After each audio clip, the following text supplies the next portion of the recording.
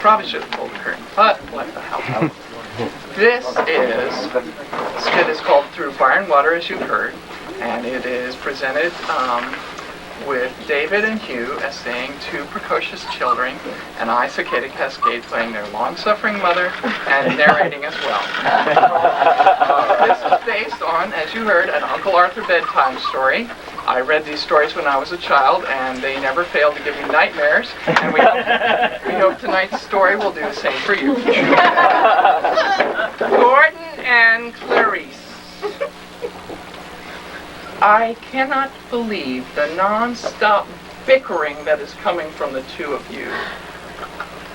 Will you ever stop? I will send you to bed without your supper and with a good whipping if you don't. Gordon slapped me, so I just slapped him back. She pushed my engine off the rails on purpose, and she deserved everything she got. Well, mine now. Any more of it? And up to bed, both of you, without your supper. Are you going to mind? Mm-hmm. There was so much in Mother's tone of voice that both children immediately subsided. What had happened between Gordon and Clarice, no one could say.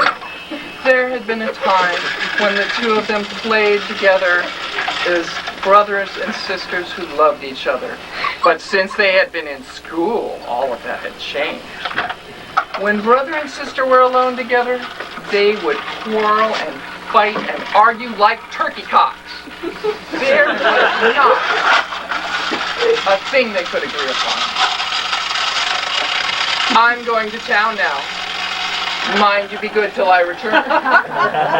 And no quarreling. You better not touch my engine again. I shall if I like. Well, you just do and see what happens. You'll be sorry. You dare to touch me, I'll tell Mama. Oh, daren't I? Well, just don't touch my things, that's all. Gordon was down on his hands and knees, fixing his engine, which was just getting up. It was a sturdy little engine, the model of a streamliner, with long trains of coaches and trucks behind it. The blue flame of the tiny alcohol burner was curling around the boiler, fizzing and sputtering as tiny drops of water trickled down into it from the safety valve. All aboard! Runway conductor! Gordon pulled the lever, and away went the train, faster and faster, through the table legs, around the tracks, over the carpet, all of a sudden, all around the dining room. All of a sudden, something happened. Clumsy mean thing! Whether Gordon intended to do that or not will perhaps never be known. In her anger, Clarice had forgotten about the engine, and the alcohol burner leaked out all over the floor. Already the flames were leaping high in the air. Look out, the house is on fire! I'll go get a pail of water! Clarice rushed about the flames, trying to stamp them out with her tiny feet. But in vain.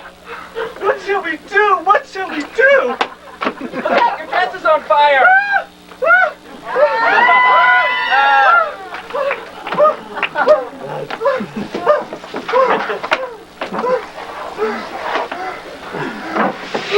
Oh, my legs! My legs! You're burned. Badly burned. Just then, a neighbor rushed in, and he had seen the flames from his window and had telephoned for an ambulance. Clarice was rushed to the hospital. Half an hour later, Mother returned to find a huge black hole in her nice linoleum, and Gordon weeping sadly as though his heart would break. But she was so very brave. I didn't know a girl could be so brave. Wretched, wretched children.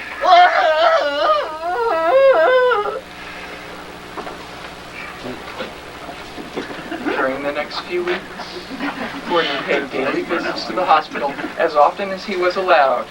Every day he took something for his sister, flowers or fruits or books, each with a little note written in his own hand. He never believed he could feel so miserable and lonely without her. And when Clarice was finally allowed to return from the hospital, it was a very different girl that Gordon welcomed. And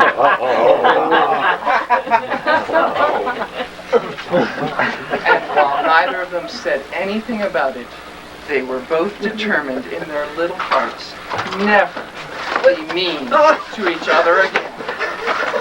Oh, get it out of me! Oh!